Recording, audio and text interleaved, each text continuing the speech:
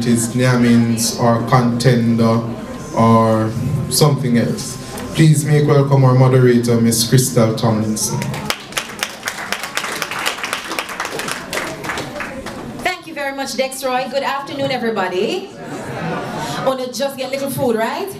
Which means that all the energy that you need is already in your body. Your stomach is just diffusing all of that. You're getting a little sugar to your bloodstream. So stretch if you need to, because we need your full attention as we move into this second half of the day. I want to say a very special good afternoon to Senator Floyd Morris, my former boss. I remember working on the planning for the first conference, so I'm just so happy to see how it has grown and that we get big space over at the regional headquarters.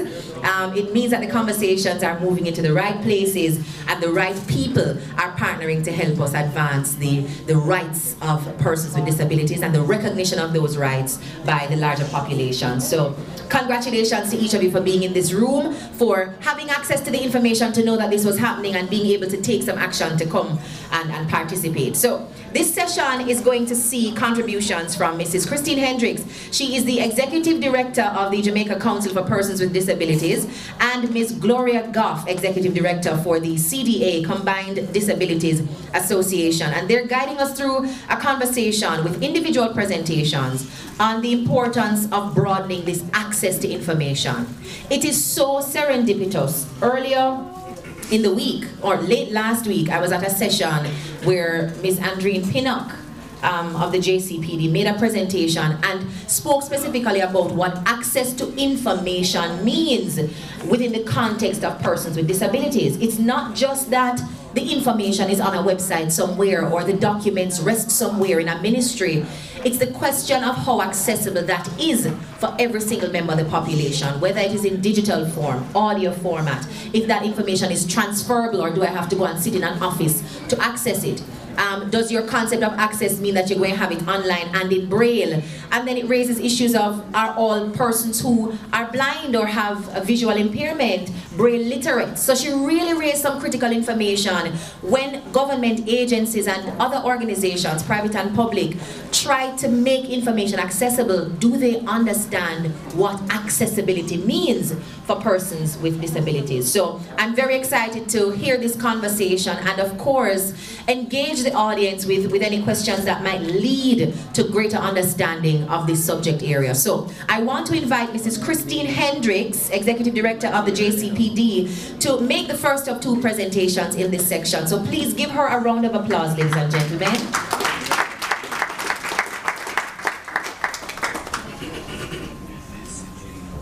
Thank you very much, Madam Moderator. A pleasant good afternoon to everyone.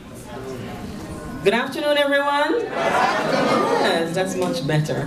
Thank you very much for having me here this afternoon. My role will be looking at the JCPD's role in ensuring increased participation for persons with disabilities in sports and cultural activities, and to see how that will pan out, how that is working out now and how it will work in the future as the JCPD transitions. So for the technical persons, so who is the JCPD, or what is the JCPD? The Jamaica Council for Persons with Disabilities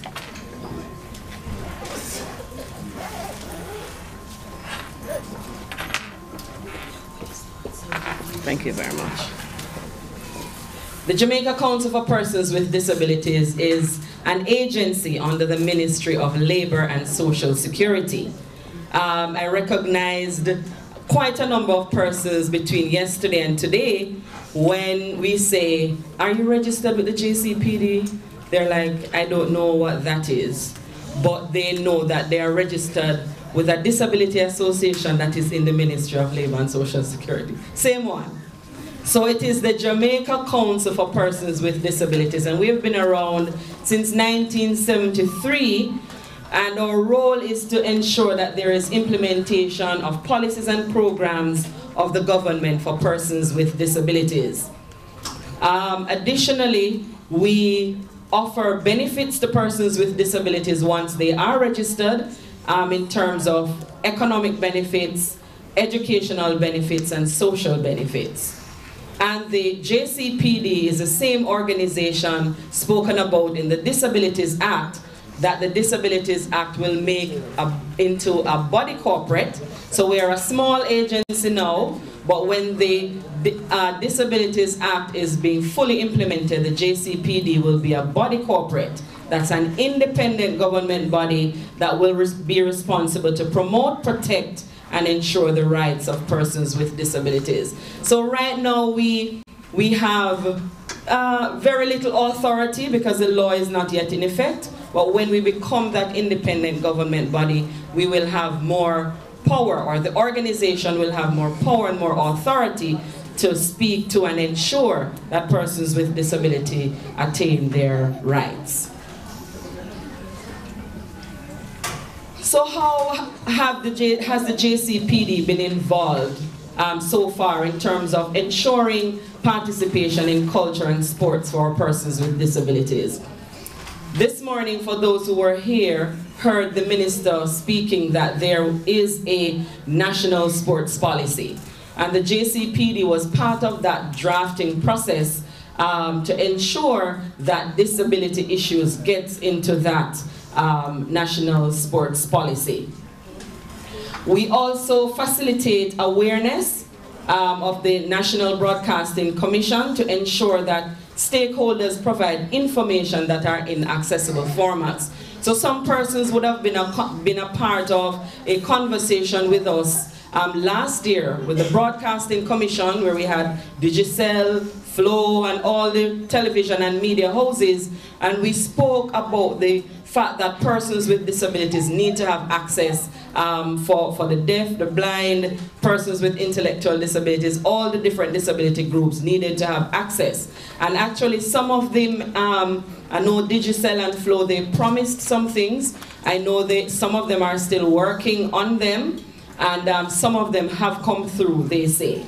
And so we will follow them up to make sure that that work happens and that all persons with disabilities have access to the various media houses, the information and so on that is carried.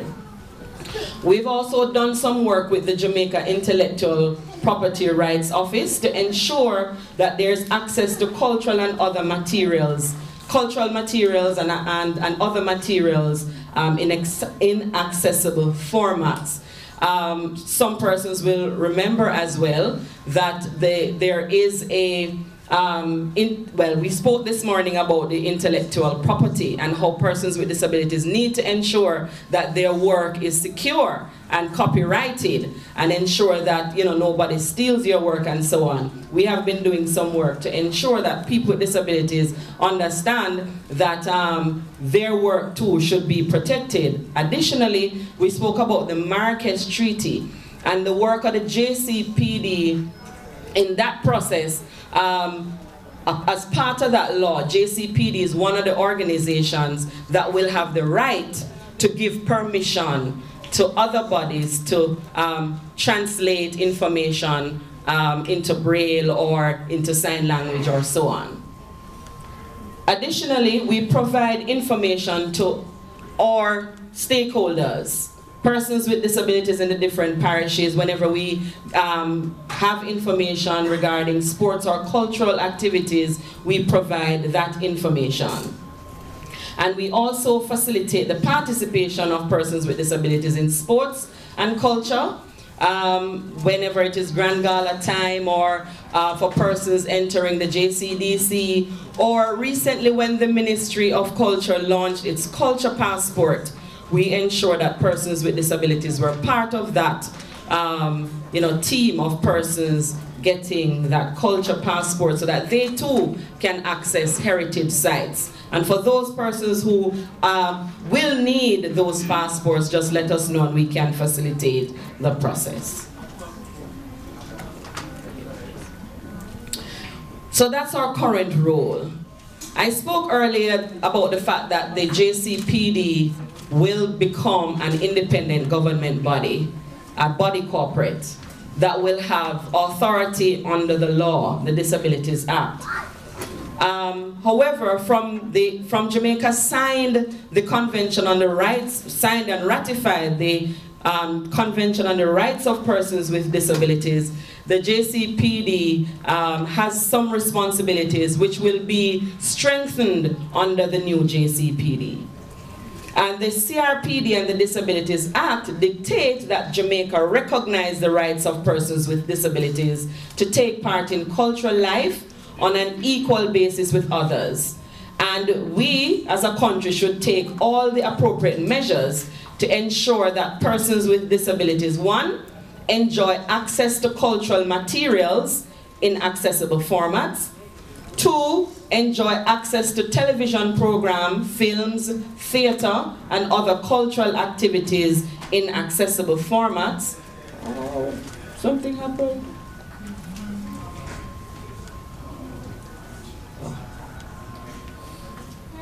Help.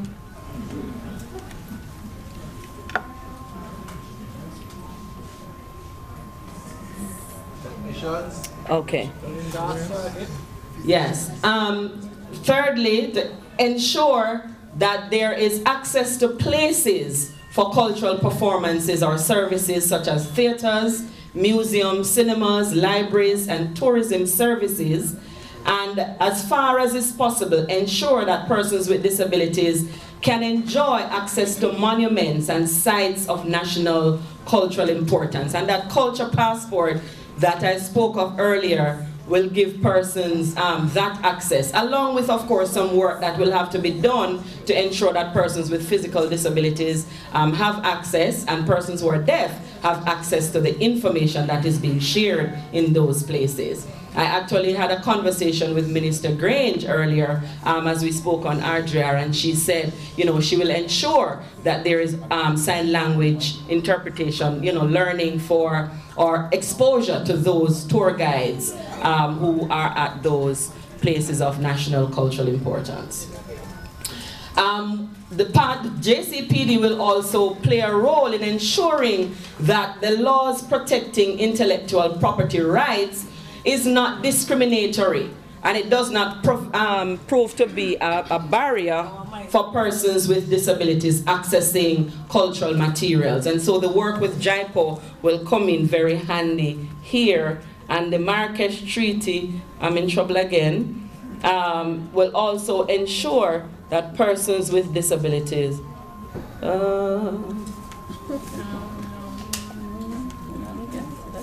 okay. Yes, additionally, the JCPD's role would be also to ensure that there is recognition and support of specific cultural and linguistic identity of persons with disabilities. And this would include sign languages and deaf culture. So the JCPD role will be to ensure that, you know, it is recognized, Jamaican Sign Language is recognized, working with the JAD, and for persons to begin to appreciate the deaf culture.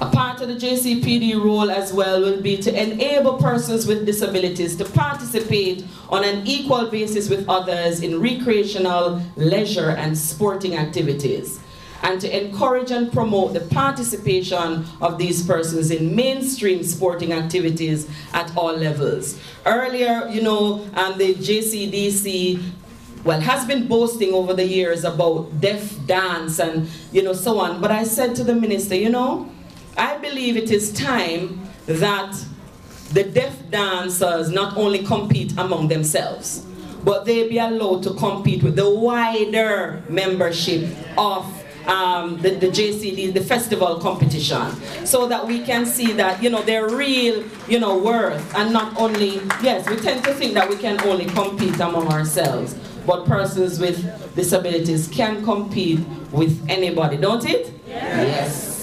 Okay, also ensure that persons with disabilities have an opportunity to organize, develop, and participate in disability-specific sporting and recreational activities. But they are also, so while there is mainstream that you are inclusive, you also can have the Special Olympics and the Paralympics, which is fine. So persons have access to both, whichever one they want to participate in. and to encourage the provision of appropriate instruction, training, and resources. And so the GC Foster College, we would like to ensure that, you know, the teachers there, GC Foster, Michael, wherever teachers are trained, that they are trained also to allow children with varying disabilities to participate in physical education and other sporting activities, and they're not just ignored or set aside because we think that they are not able to. Miss, regards the question. Not yet. To ensure that children with disabilities have equal access with other children to participate in play, recreation, leisure, and sporting activities, including those activities in the school system. So just as I was saying earlier, you know, participate in PE and not have a set of sporting for children with disabilities separate for the other children, but that there is that inclusion happening. Ensure that persons with disabilities have access to services from those involved in the organization of recreational and sporting activities, just to make sure that wherever it is, people with disabilities are a part of it. And in conclusion, persons with disabilities have been making their contribution to sporting and cultural development of Jamaica. The institutions on both sides, that is, institutions for and on behalf of persons with disabilities, and other national organizations responsible for sports and culture, can only be strengthened as inclusion becomes the national focus. And as the minister said this morning, it doesn't become a side issue, but it becomes a natural part of what happens. That both sets of institutions will undoubtedly benefit from the creativity and skills of each other. So we encourage the Ministry of Education to ensure that GC Foster and the other colleges consider how to meaningfully plan for and include persons with disabilities. And for Jamaica to realize Vision 2030 and the Sustainable Development Goals, inclusion of persons with disabilities must become the norm rather than the exception in our society. Thank you very much.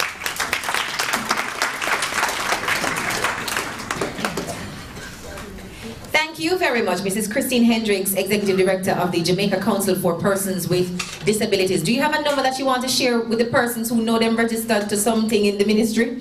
What's the number that they can call? 968-8373. 968-8673. I'll say it one more time.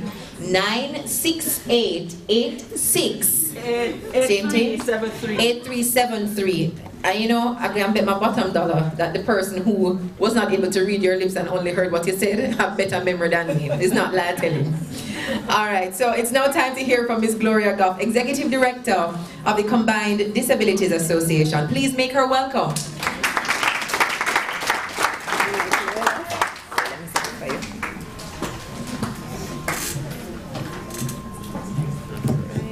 Go ahead, let me see if it's good. Good afternoon, all. Hold on, she's adjusting the mic because I'm so tall. All right, there you go. I think we got it.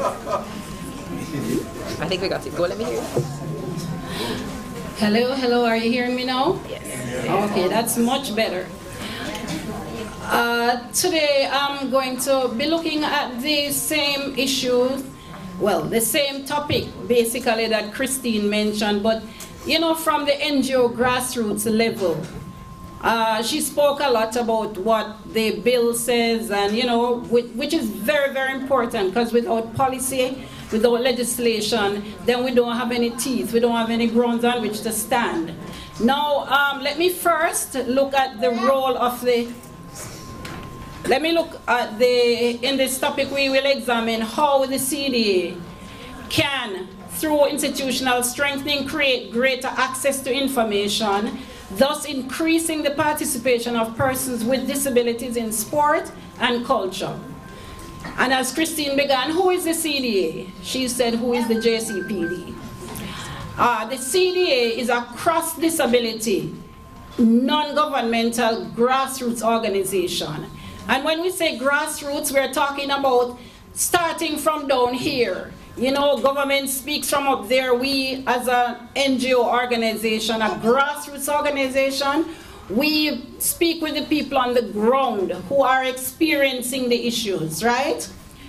We're also owned and managed by a person with disabilities. And you know that when you own the business, when you manage the business, you find yourself with a great deal of commitment to the business.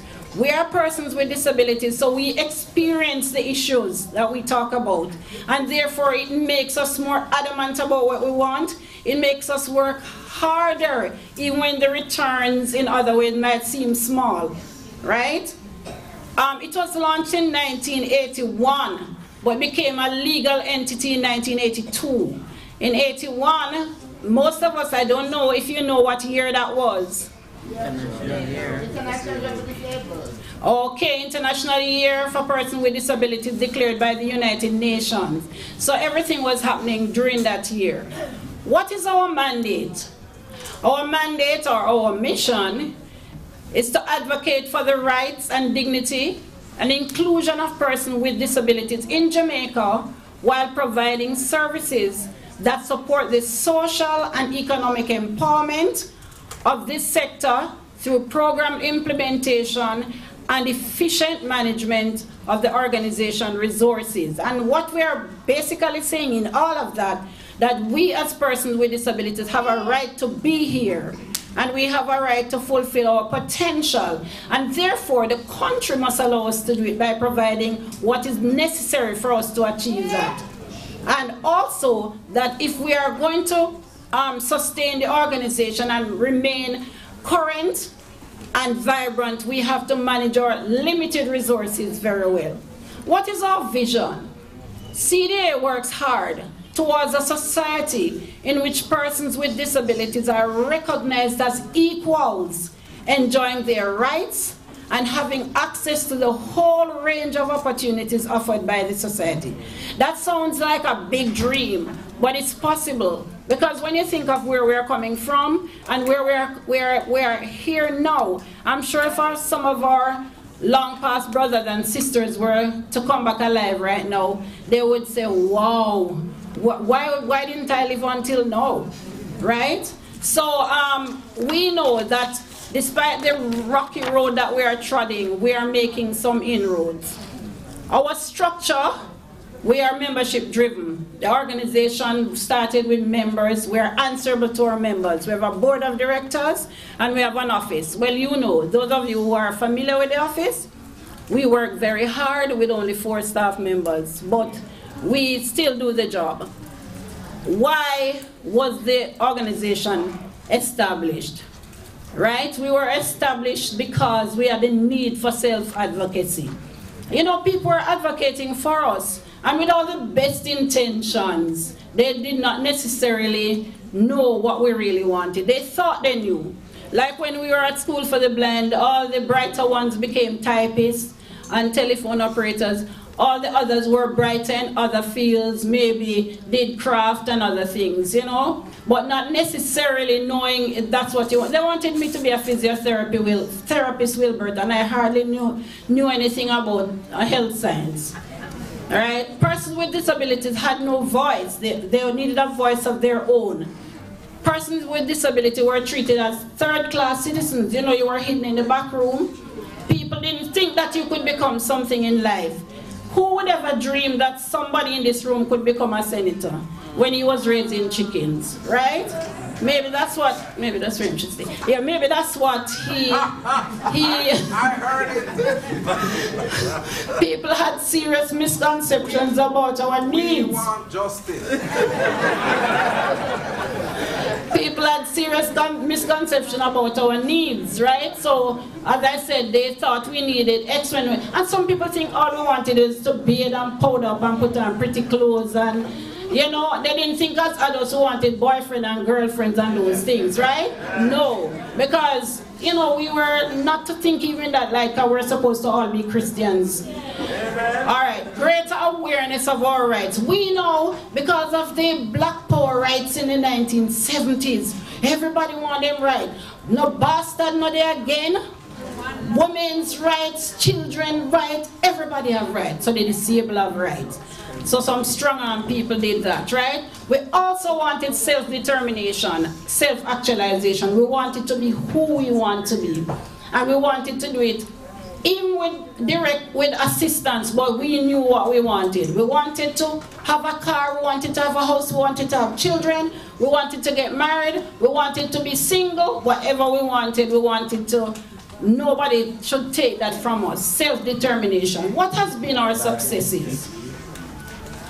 Due to individual advocacy and collaborations with other organizations, persons with disabilities, we have achieved a number of things. Housing solutions allocation by the NHT for qualified persons, at least 5%. We're trying to take it, the 5 and bring it down to 1 though, so we have to continue advocating, because nowadays, if it's 100 houses, 1 they give you. 5% of 100, despite my poor maths, is 5. Income tax exemption, establishment of a wheelchair accessible bus service. We need to spread that wider to rural towns. Right now it only works on several routes. We have the national policy, and more recently, through our advocacy and the hard work of some other persons in the parliament, we have the Disability Act. And we have amendments to other acts and regulations like the Traffic Act that allows persons who are deaf and physically disabled to drive. And you know, that's a milestone because it took us 25 years to achieve that. And that's how hard it is sometimes when you're an advocacy organization. We also were able to have this economic empowerment and assistive... What? Building Act. Oh, the building, somebody's reminding me. Yes, I should have added the Building Act. There are quite a number of others. There's the Building Act that speaks about access to buildings and so on. So we have been working, right? And then now a lot of you here would have benefited from the Economic Empowerment Grant and the Assistive Aids program. We have some other issues. We have significant improvement in physical access. And even some of the things Christine mentioned about the whole issue of the copyright and so on. We were at meeting discussing that as well. So the inclusion of persons with disabilities in national discourse, like Vision 2030, Justice Reform Program, poverty reduction. But guess what? In all of this, we need a medium to, or several media, to disseminate the information. I don't think we have been doing that as well as we should because of limited resources, but we need to get it out when we go so that we share it with our Kingston group that we meet with every month, but what happens to rural folks, which form a large number of our membership. We have strengths, the organization. We are recognized as credible organization nationally. We have a team of committed and dedicated workers and members of staff, workers and members. We have access to voluntary support, both local and international. We have a secretariat donated by government, the space. We have access to limited ongoing resources, but that's a strength too. Because no matter how small it is, that we know that every month we will get that amount. We are limited though in terms of our support by members. The majority come to the AGM and so on, but in between you only hear from them now and again. They don't really give their membership fees or anything like that to support the organization. We have limited technical resources and not to mention financial. We have limited participation by our youth and adults. So succession planning becomes a difficulty. We have limited access to information. And we say that because sometimes documents are in formats that we cannot access. Sometimes also what happens is that the information, we don't even know that it is out there.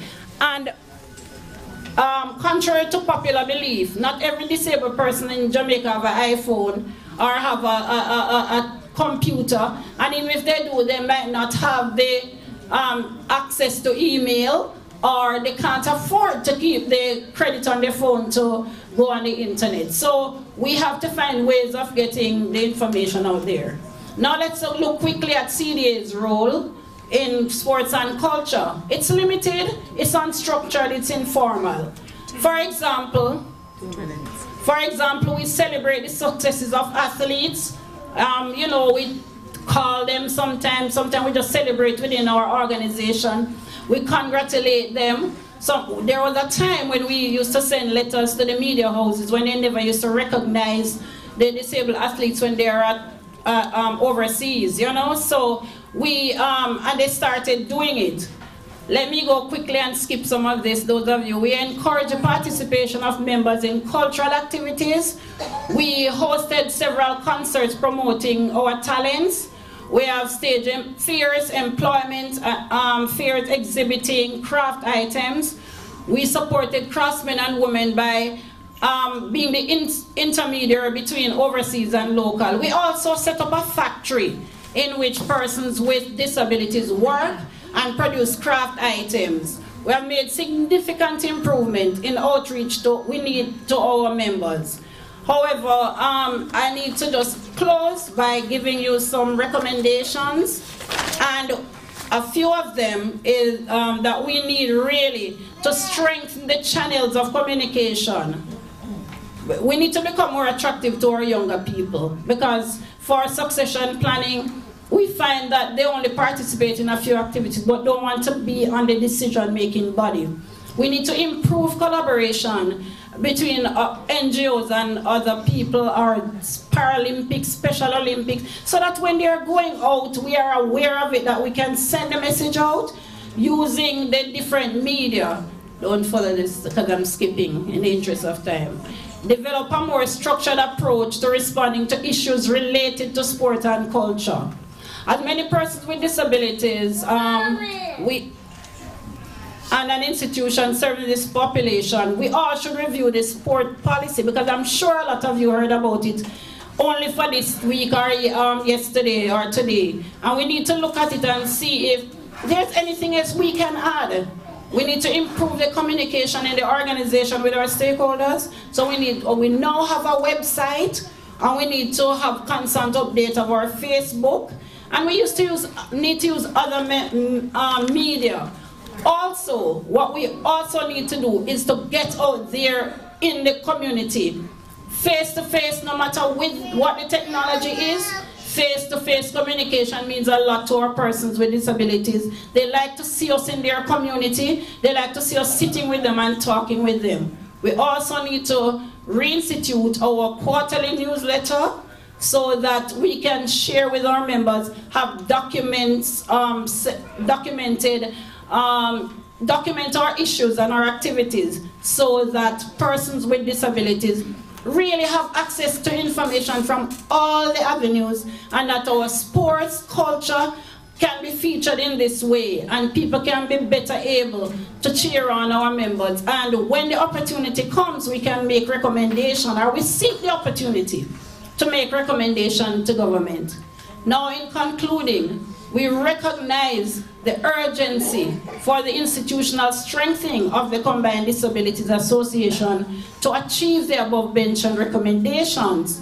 We also acknowledge that, you know, these are not insurmountable, but we need your support. Right? Access to information is a two-way stream. Not just you wanting to know, the organization also needs to know. Because when we share information, we disseminate it, then all benefit from the information. Just remember that the organization's strength lies in the strong and vibrant relationship with its stakeholders. All right? I want to thank you.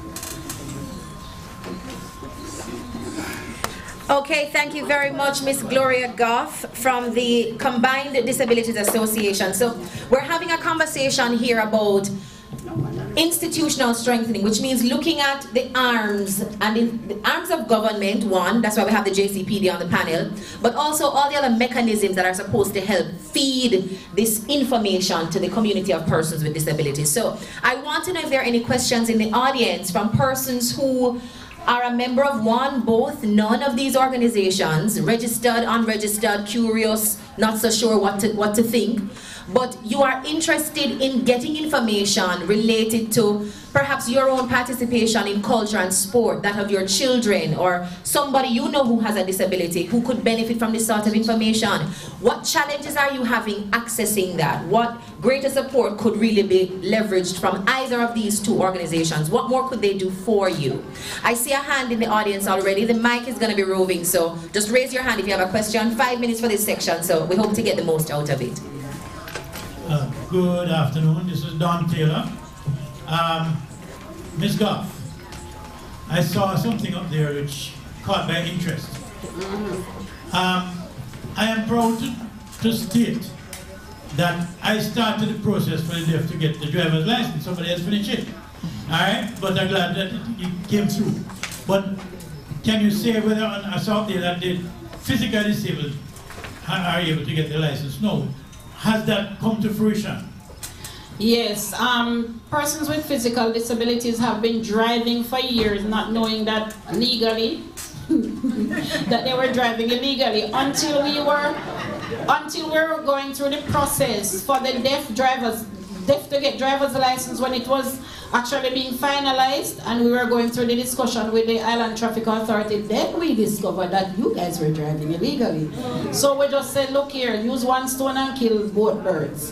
So they actually made the amendment at the same time. You still have some person with certain types of physical disability that are not allowed to drive, but it has to really be severe. Where the challenge lies, and we have been trying to get them to change that, is that you can drive privately, but you cannot drive a public passenger vehicle, and you cannot use your vehicle for business. All right, thank you, Ms. Goff. There's another question coming. Go ahead. Good afternoon. Hello. Good afternoon.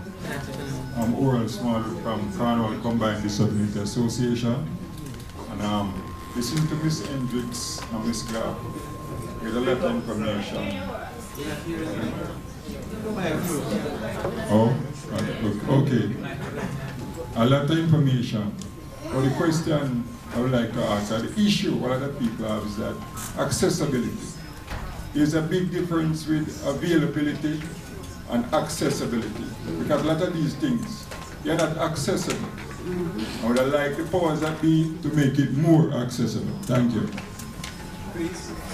Well, you're correct. Because we speak sometimes as if this is a dream. Sometimes it exists, but sometimes it's not available. A simple thing as access, physical access, while we can speak to the significant improvement in Kingston, it's not existing in some other places, maybe like Maypen or St. Anne's Bay, or not in the way that it exists in Kingston. We need computers, and we need phones that can assist blind persons, and computers. They might be available, but they are not accessible because we don't have the resources to get them. So there is really a difference between availability and accessibility, and we want the two of them to merge. So the JCPD role in all of that is ensuring that we keep the conversation with construction workers and designers and architects and the Ministry of Local Government. There was the passage of the Building Act, I understand, recently, which will give more force or strength or teeth to ensure that when buildings are being constructed, that they are made accessible. I know that accessibility is not just physical. We speak about information access as well, and to ensure that persons, whether deaf or blind, can get the information in the way that they can understand. And so the JCPD's role is to keep the conversation going, keep talking, keep reminding persons, keep ensuring that it is done. The good thing about it is that when the JCPD is established under the Act, there will be a tribunal. And a tribunal is like a small court where cases of discrimination can be taken so that it will have a little bit more force for persons to do what they need to do to ensure that there is accessibility. I think I have one more. Okay, I'm Andre Victor. I have 2 questions. I heard your presentation about providing information to the training colleges about how to make the PE and other sporting programs accessible to persons with disability. But I didn't hear any mention specifically about deaf persons. How will you make sure that they know how to work with deaf persons? Another issue we're having is people tend to think deaf persons need hearing aids, and that's where it stops. That's not what we need. We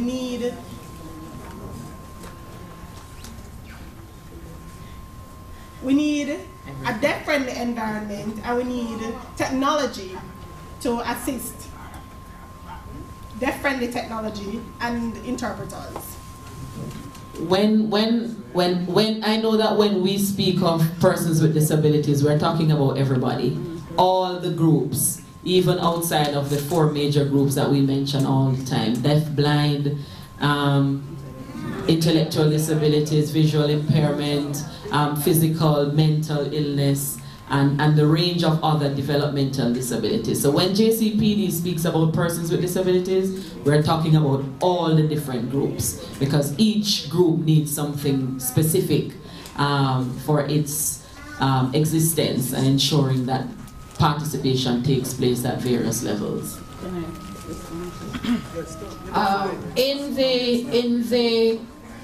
In any institution providing for any group, like in your case, Andre, deaf persons, you would have to be involved. The deaf persons would have to be involved to help to educate, to sensitize them, and to state how it has to be done. Exactly. So I don't think you should, we wouldn't, neither JCPD nor CDA would work without you, because you are the experts in your area.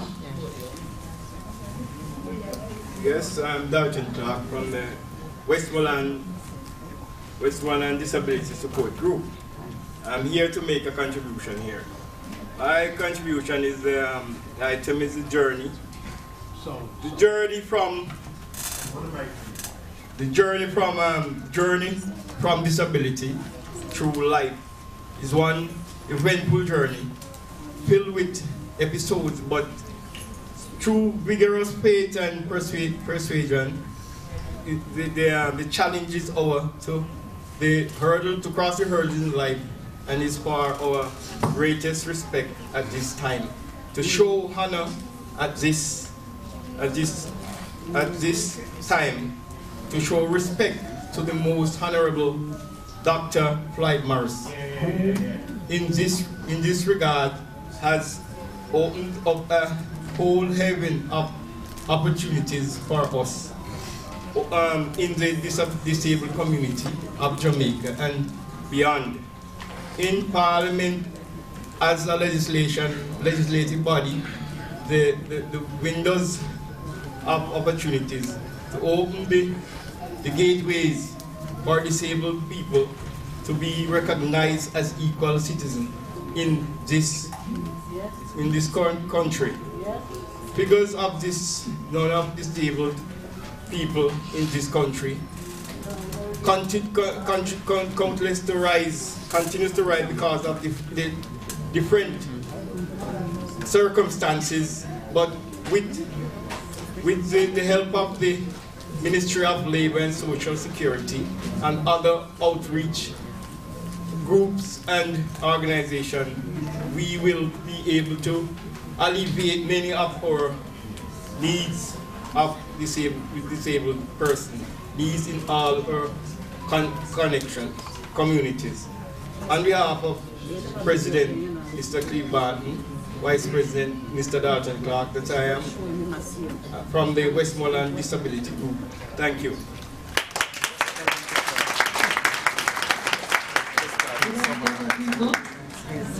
Good afternoon. I'm a disability victim, but some people really recognize some disability too. You see me? But one thing I want to know, we want a president in South St. Mary represent the disability people.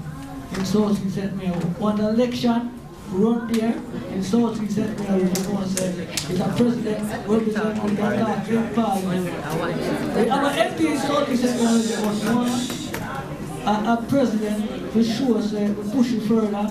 We can't know us. So MP now remember say a disability in Southeast St. Mary.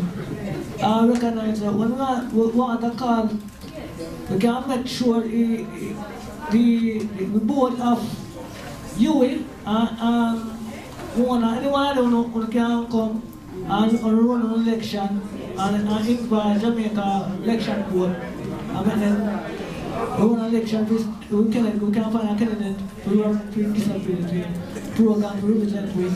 And anytime we have a function, we know that somebody from Southeast St. Mary will come here and talk and see what the problem is and we know to work with it.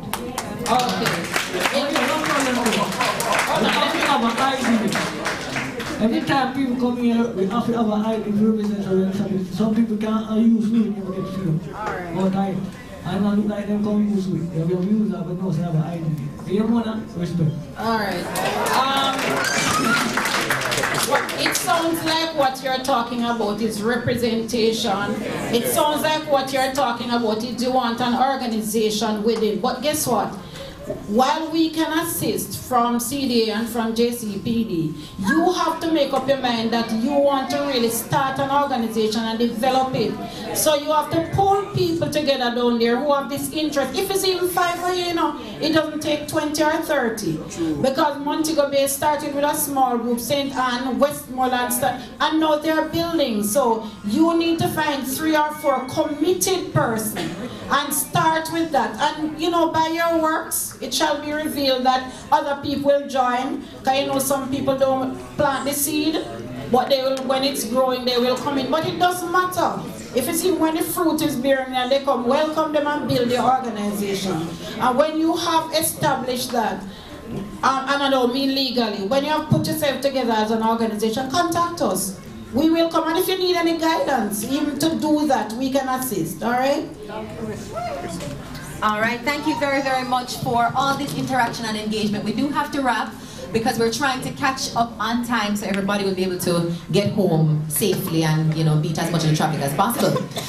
So we're moving on, but I do want to take this opportunity to say thank you to the presenters in this session, Mrs. Christine Hendricks, the Executive Director of the Jamaica Council for Persons with Disabilities, and Ms. Gloria Goff, Executive Director of the Combined Disabilities Association. I gather we have some tokens to present. That's what it is, Damian?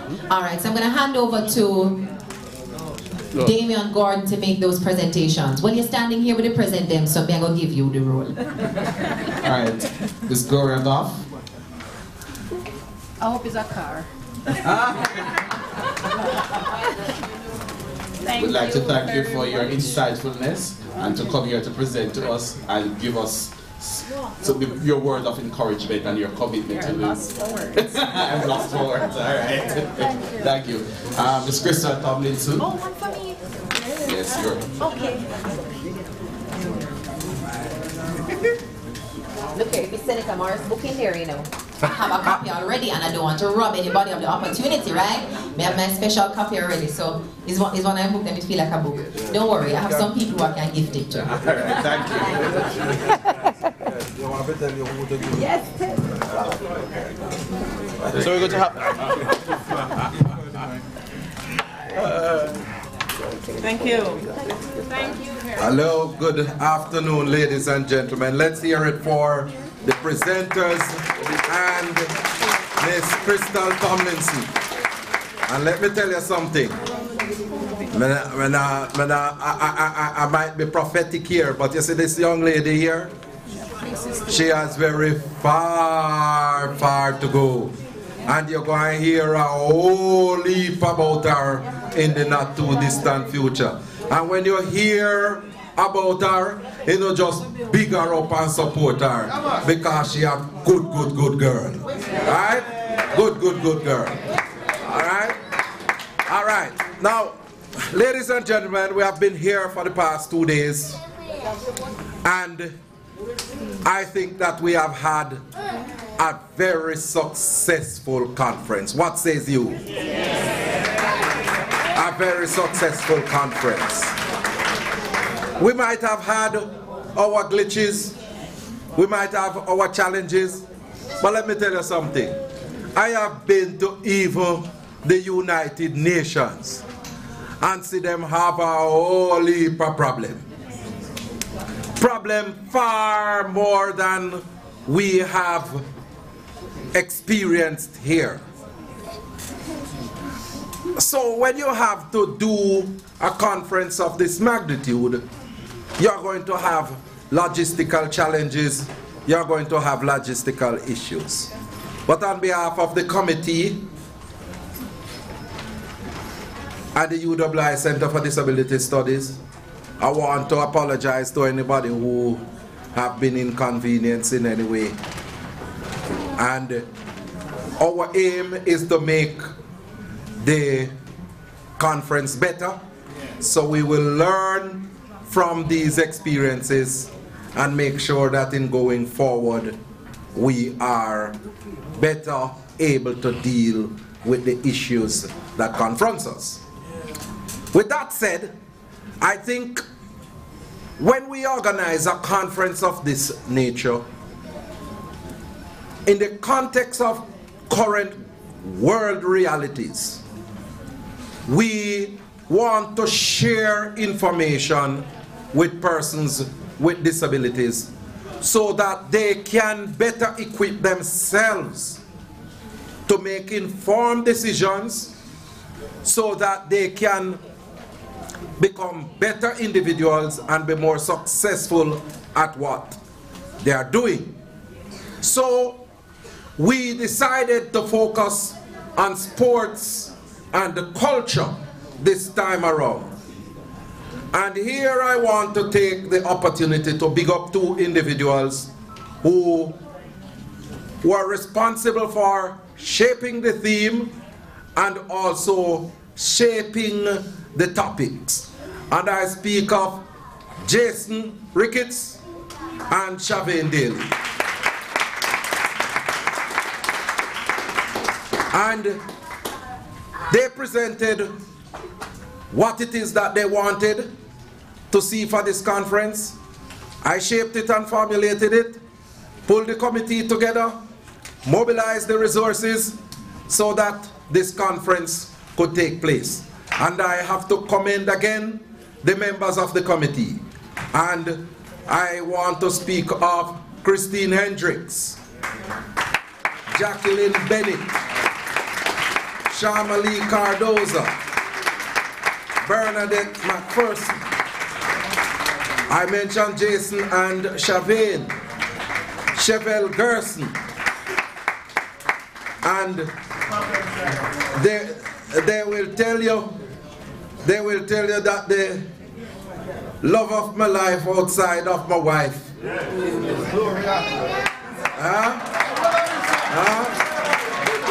Well, me thank God say me have security, so all I know I want to talk, you don't have to just talk and we have backative. But I have to really commend all the members of the team and commend them for the tremendous effort.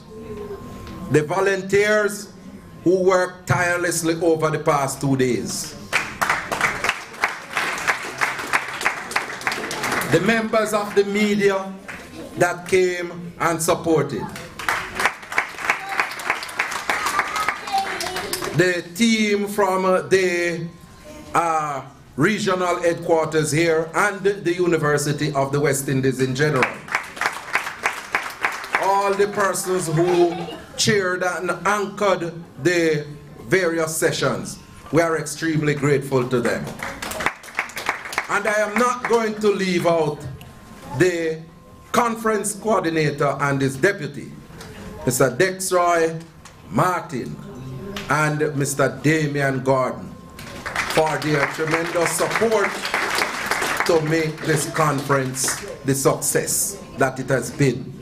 And between yesterday and today, we looked at some topics ranging from the whole commercialization of sports and culture and how we can exploit the opportunities that exist within these fields as persons with disabilities. We looked at the historical contribution of persons with disabilities in the field of sports and culture. A plethora of topics. Just looked at the institution, the role of institution in providing information to persons with disabilities in the context of sports and culture. These are information that you can utilize and you should utilize to your advantage. And I want to say that we are going to be pulling together all the presentations to come up with a monograph of the conference. Now, I'm begging the participants, the presenters, I'm begging you, do send the presentation, them come so that we have them to put together.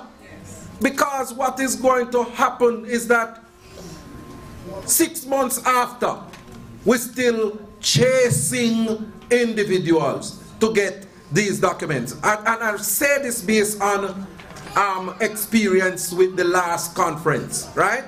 Because we are just finalizing the monograph on the last conference. Because among other things, it's not the only factor, but we had to be chasing individuals for their presentation after the conference ended. And I'm saying to the members that by no later than next week. Jason? Where is Jason?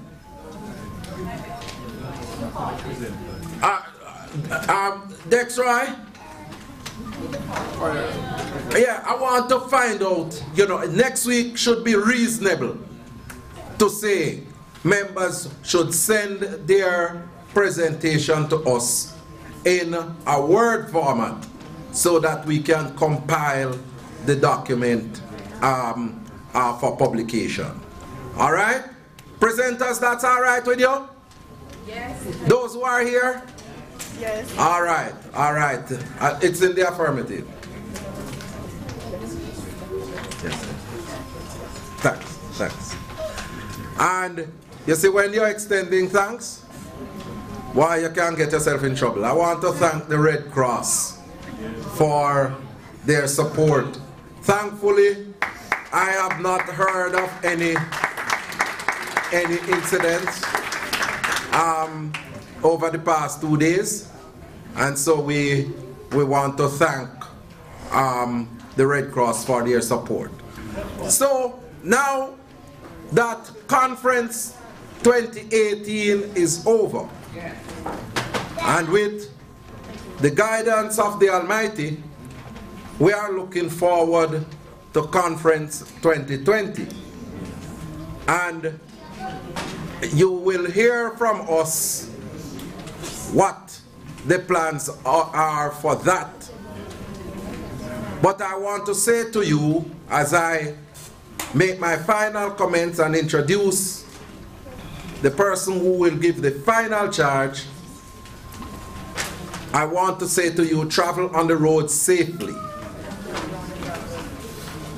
And I do so to introduce a very distinguished Jamaican who have traveled from the United States to be with us.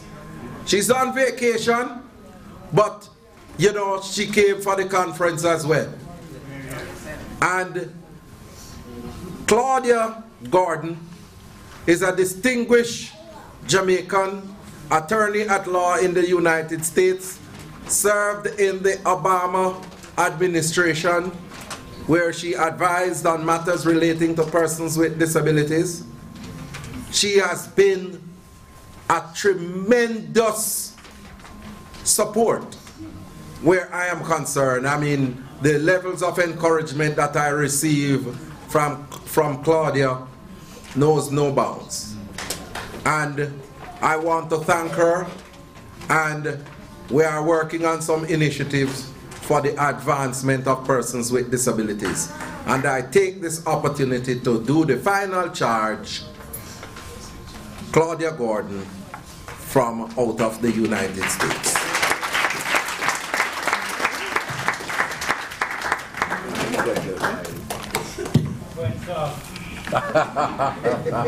That's why I'm glad that she can't see it.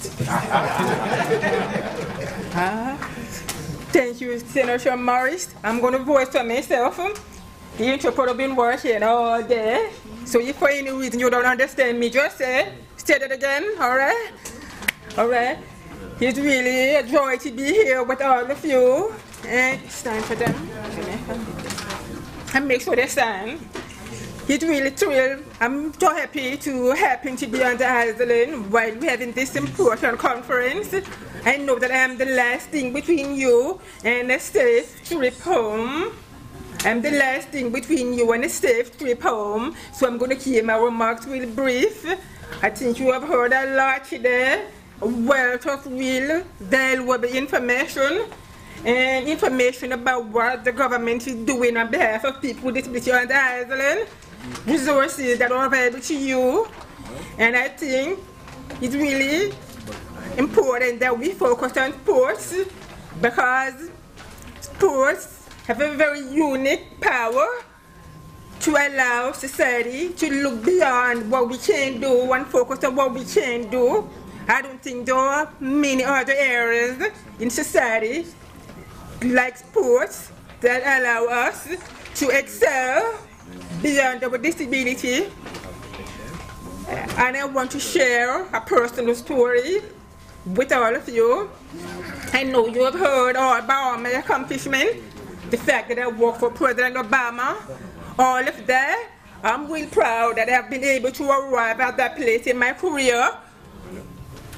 But what I want to make sure that you all understand that my success didn't come easy. My success didn't happen overnight.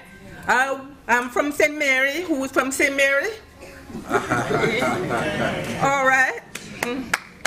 So I was born and raised in Cascade, St. Mary. And I was born here then suddenly, one day during the summer in August 1980, when I was doing the usual thing that Jamaican kids did back then. You know, for those of the young kids in the room, I know you have your cell phone, you may have your tablet. We didn't have a luxury back then. We didn't even have TV at home. So our summer, we would spend our time outside, playing in the dirt, climbing trees, picking fruits, shooting birds. That's how I was brought up in the countryside. So one summer, I was doing the usual summer activity with my cousin in the bush, and I started to feel pain in my middle ears. And I've never got sick. I was just a healthy kid. So I never thought anything of it. Oh well, I'm not feeling well. I'm gonna go inside and lay down for a few. But when I wake up, I will probably be feeling better. And guess what? Like this, I was deaf. I didn't know at the time that I was deaf, because I knew what it means to be deaf, but I didn't know what it was like to be deaf myself. So, want some water? My family and my school decided, my family and the school, they decided that I could no longer attend school. Reason? Because I simply couldn't hear. I was the brightest kid in school. I was the top of my class, one of the most popular kids in my class. And all of a sudden, I was isolated. My friends disappeared because part of the reason they were afraid that if they get too close to me, they would probably get what I had. I thought that life had no purpose for me. The only time I left my home in the country was when my family took me to healers who they hope could help me get my hearing back. Other times they would take me to soothsayer who could read my plans, try to predict my future, predict when I was going to become hearing again. So that's my childhood. That's where I started out. So I want to share that with you because I think sometimes it's easy to lose hope. And I can understand the struggle of some of the parents I've encountered here today, the struggle to get the best for your child, to get the resources you need to feel like you are doing a good job on behalf of your kid who have a disability. Because I know my mom had that same struggle. Don't lose hope, don't give up. The fact that you came here today is a testament to your commitment. It's a testament to your faith that there is a better tomorrow. And I have to thank my dear friend, Senator Morris, who have never rest when it comes to the issue of inclusion and access for people with disability. You have a leader in Senator Morris, Christine Hendricks, and all the other people you heard from today. I think they're sincere in their effort and their commitment. But what you all have to remember, maybe not you, but particularly other people who are not here today, is that change, change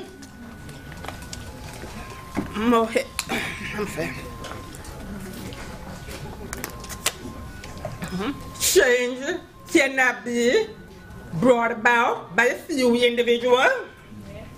There is strength in number. So we, people with disability, parents of individuals with disability, family member, friend, we cannot sit by on the sideline and expect Senator Morris, Christine, and our elected members of the government to bring about change on our behalf. When we sit on the sideline, we have to make our voice heard. We have to demand change. We have to show up. And I say more power to you because you're here today, you show up today. Keep showing up, keep speaking up, keep making your needs and your voice heard. That's the only way to bring about change. Change will not be made if you sit in your comfort zone. You have to get out of your comfort zone. Yes, vital point. And I think each of us have a responsibility to change the perception in society. When I was growing up,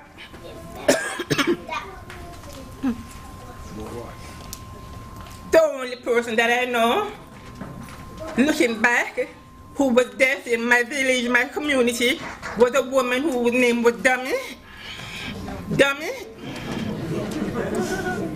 And I never understood why the kid would make fun of her anytime she passed my schoolyard. I never understood why kids like me would be terrified and other kids would be throwing rocks at her. Years later, I realized Dummy was deaf. And it's interesting because last year I came down around this time and I spoke at a school. I hear in school, Waterford, primary school. The principal asked me to come to Waterford Primary School because they had a young girl whose mother was deaf and her classmate bullied and teased her so much. And she wanted me to come and talk with the student at Waterford Primary School about the importance of respecting people with disability, respecting the children whose parents have a disability, and the importance of language. Language, that's the key. Language matters. So when I spoke with the class, I asked the 8-year-old, 6-year-old, 5-year-old, did you think that Dummy's mother named her Dummy? Your name means something to you, right? Our parents take pride in naming us. And the most powerful moment in that room was because of my cousin, who is several generations older than me, was in that room sitting with me.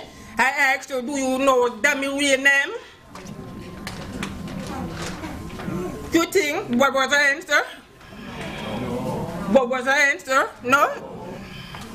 So generation after generation, we have perpetuated disrespect, we have perpetuated depriving people with disability of their dignity. I cannot stand here and bask in the glory of being the first black deaf attorney, or because I work for the president, because there are so many nameless, faceless people who were born with potential who never had a chance. True. True.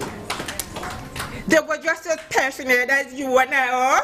They were just as filled with potential as you and I are. They had just as much to contribute to the betterment of society as all of us in this room, but they never had a chance.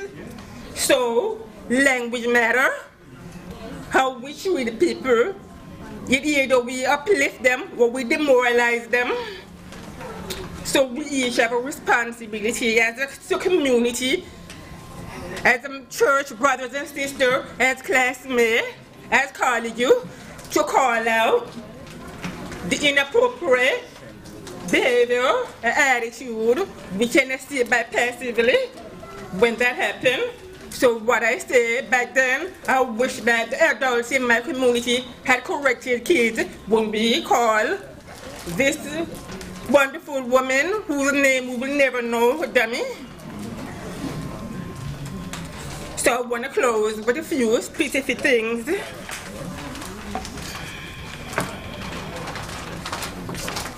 I want to close, talk about what it means to be a true ally, a friend of the disability community.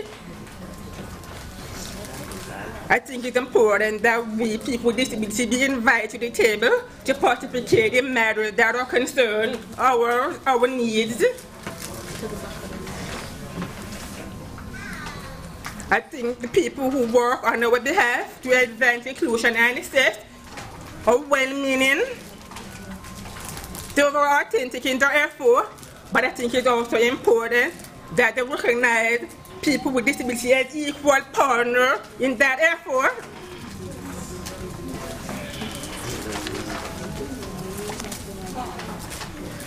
If not, then we will defeat the purpose of our own effort of inclusion and access. So I think it's important that our government officials, organizations who are working to advance inclusion and access, work alongside people with disability. In the US, we have said nothing about us without us.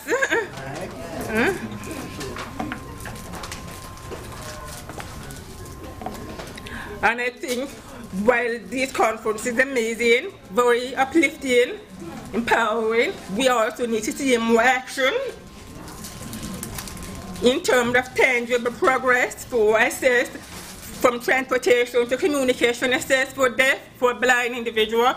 So I think looking back to where we were when I was a young kid on this island to where we are today, I think there have been tremendous progress. But we're only getting started. We're only getting started.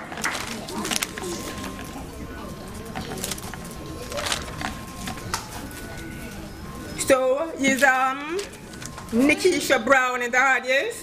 Nakisha Brown. Oh, okay. So we were just in a session earlier, and you speak passionate about your frustration. You speak so passionate, almost emotional, about you want the best for your daughter, Johnny Lee. Let me tell you, one day Johnny Lee will be right up here. Just keep doing what you do. Don't lose hope. Don't give up. We're all in this together. When I look at Johnny Lee, I see myself. I see her. I see myself in your daughter. So just keep pushing, keep believing. You have to be able to visualize the future where there is no limit to what she can become one day. And I say that for all of you here. There is no limit to what we people with disability can do. In closing, I ask you, see me as just an example. Senator Morris is just an example of what we can achieve if we're given the tools that we need to maximize our God-given potential. We are just example, we're not an exception. And I know Johnny Lee and all the kids with disability here, those who are not here today, can have a bright future if we continue this dialogue and back up all of the dialogue with action. And I have full faith in you, and I will be along to work beside you till the very end. And remember, you may not see the fruit of your labor as fast as you would like, maybe not even within your lifetime, but you are making a better future for the next generation and generation to come. So thank you for that. Thank you. Get home safe.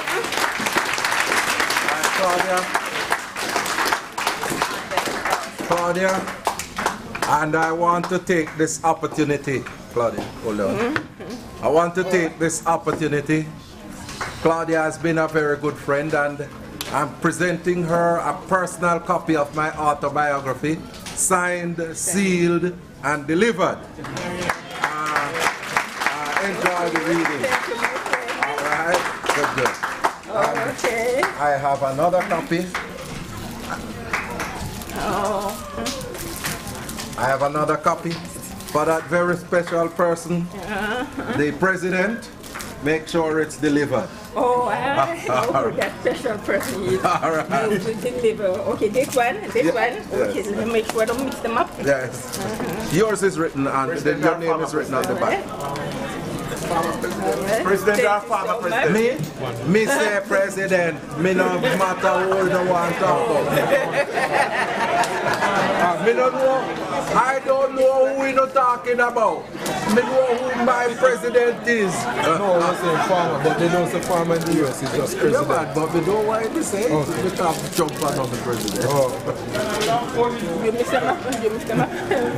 No, I'm not sure. This is signed too? Yeah, man, it's signed. It's signed.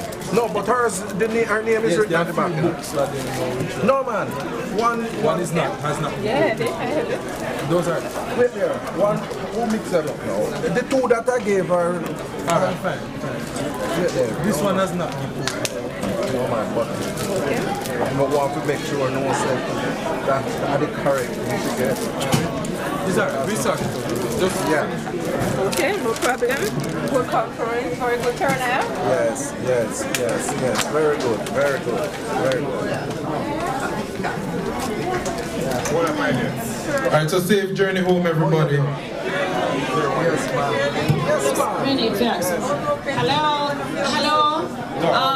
Maxine. May I have your attention with Maxine? One moment, all right?